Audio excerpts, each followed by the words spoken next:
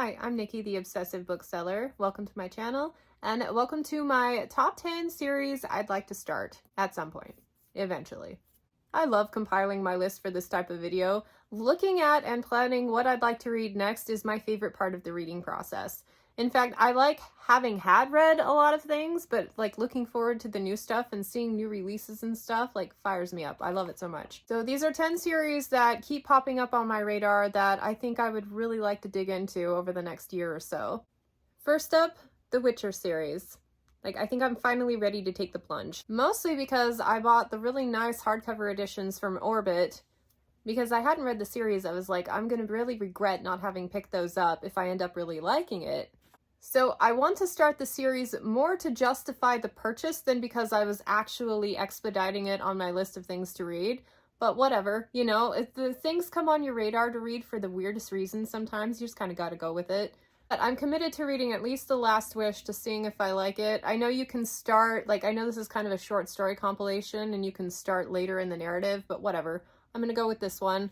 I have not watched the show. The blood and gore, I'm a bit squeamish when it comes to visualizing. I can read about the most sadistic stuff in books, but seeing it on the live screen, it kind of sticks with me a bit longer. So I've not watched the show, but I know a little bit about the storyline, and I just want to see for myself. It's one of those things where, based on the booktubers that I follow, I'm not sure if I'm totally going to like it, but like I said, want to see for myself, and we'll go from there. My husband loves the series, the show, and the games. He hasn't read the books yet, so if I don't like them, he can have them.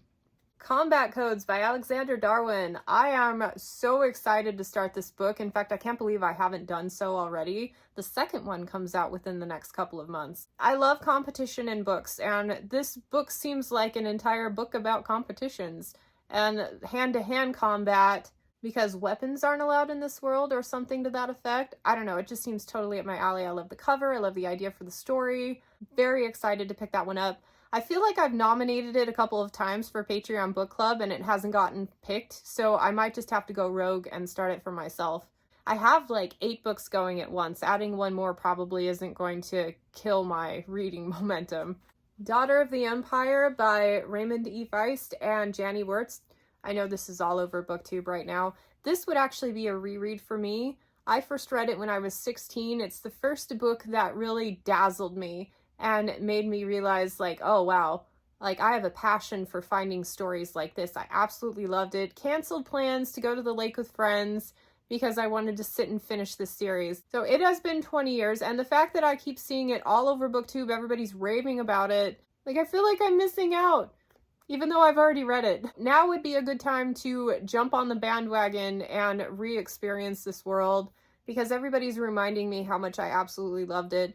And you know, it's kind of funny, when you don't read everything with the bandwagon that is BookTube, you kind of feel a little bit left out. But I know me, and it'll take me a while to pick it up because it's a reread. And by the time I get to it, the hype will have died, and so I will still be by myself reading it. That's okay, it's really good. The Rune Lords by David Farland. I read the first 4 books when that's all that was out. He came to my high school and gave a talk on writing in my English class.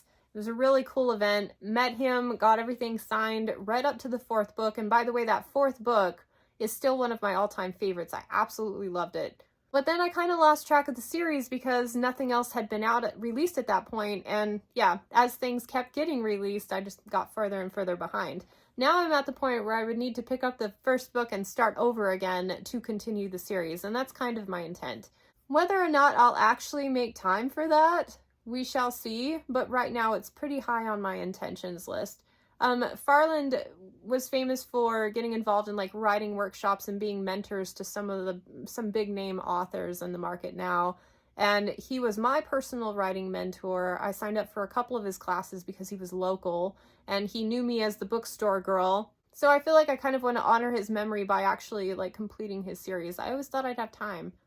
The thing that surprises me though is when I was in a workshop, I remember him talking about being on a trip in Scotland or Ireland and knowing how Rune Lords needed to end. It just hit him out of nowhere when he kind of was in a relaxed state, was letting his brain just kind of percolate all of the things. So he knew how it needed to end. I thought the most recent book released, I think it's like Chaos Bound, was the final book in the Rune Lord series, but evidently it wasn't complete yet. So, but that bodes well for fans of the series and for myself when I make it that far, that he must have written it down somewhere. He must have had a plan. And so someone hopefully will eventually finish the series for him. But at least he knew with like conviction how he wanted it to end. That's always a good thing. Gardens of Stone by Mark T. Barnes. I've been hanging on to this series for forever and went to start it for a buddy read at one point, but there was too many things going on, and there were a lot of characters and places and weird names introduced immediately. And I'm like, I just don't have the bandwidth to handle one more really complicated read at this time. So I put it down. But I've been wanting to pick it back up. I love the covers on this. The audiobooks are narrated by Nick Podell. And when this one was first on my radar, I had just finished The Name of the Wind. And so I'm really high on that narrator. And I just think from what little I read in this one, I really like the world building aspect. And I'm excited to see what he has to offer. So this one I would like to read as well. Maybe I'll nominate it for Patreon Book Club and hope they pick it and make me read it. I have this science fiction book club edition of Rincewind the Wizard. I think it has the first 3 books in the Terry Pratchett Discworld. And I mean, oh, talk to me like 5 years ago, even a year ago, and I'm like, I'm never going to read Pratchett. Like, I just don't think I'm going to like him. His type of humor doesn't work for me, and I just didn't want to read him. And then I read Going Postal on a complete whim, and I really liked it. I thought it was a hoot. The humor wasn't stupid. I was expecting more stupidity like I got with Piers Anthony, because he's kind of lumped in the same type of category with Piers Anthony and Douglas Adams, and neither of those really worked for me, but I loved Going Postal. So the more I've been sitting on having liked that book and how many subtle things were mentioned in there that I know have bigger stories, I think I want to start Discworld. I can't believe I said that. I want to start with The Color of Magic. I know a lot of people like Guards as a good starting place, but I already know where his writing can go. And so I want to start from the beginning and kind of be a completionist. So Color of Magic is on my radar as one I would like to at least explore more from. And the idea for the story sounds super interesting. Like a magician or a wizard or something who has trouble with his magic. Like, it just sounds fun. I'm a new believer. 16 Ways to Defend a Walled City, part of the Siege trilogy by K.J. Parker. Like, I mean, I have not read a K.J. Parker yet, but based on the Library of Alexandria's, like, expressive appreciation for this author, I feel like I would really like him. I really am interested in this one and The Company by him. They sound like very Joe Abercrombie type of writing, and he's one of my top authors, and so I think I'm really going to get along with this author as well. And the storyline and plot for this one sounds interesting. Now, I have nominated this one for book club like so many times now, and it keeps almost winning. So we may just have to like bite the bullet and just do a buddy read for it and forget book club, because like I want to get this read within the next year or so. We'll see. Maybe I'll just keep on nominating it until it wins just to be obstinate, because it's gonna have its day. I have a feeling.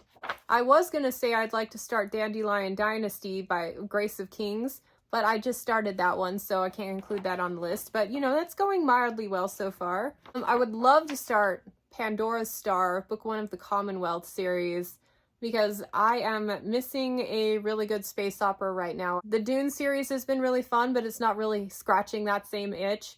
And I'm really enjoying the Shadow series by Orson Scott Card. So, I don't know, I want like a space traveling, really good, satisfying, long sci-fi. This is the one, and so many people have recommended it to me. So yeah, really looking forward to starting that one. I want to read Soulless by Will White. I read the Sufficiently Advanced Magic by Andrew Rowe, and I know that's kind of like a leveling up. Can't remember the right word for it, but I know you're like yelling it at the screen. Progressive fantasy. I think I would like it. I kind of ran out of patience with the Andrew Rowe one, but Soulless, I read the first chapter or so, and it seems up my alley, and as it happens, I picked up almost the entire series on an Audible sale, so I would like to get to them eventually. Like I said, I like competition. I love it when characters learn things in books, and this seems like that's all that this is. Speaking of Tchaikovsky, was I speaking of Tchaikovsky, or is he just always on my brain?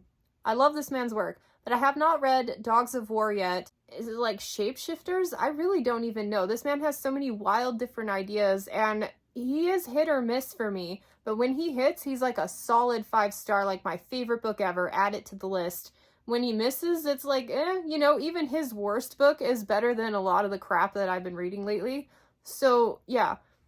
Last but not least, Miss Percy's Pocket Guide to the Care and Feeding of Dragons by Quenby Olson.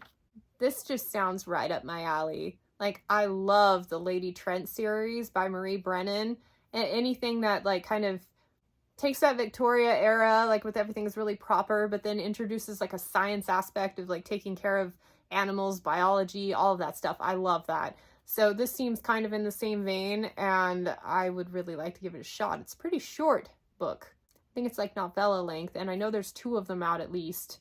But every time I see this one, I'm like, oh yeah, that is made for me. You see those books out there that you know are just like primed to be 5-star reads for you. That's one that I'm predicting I'm really gonna love.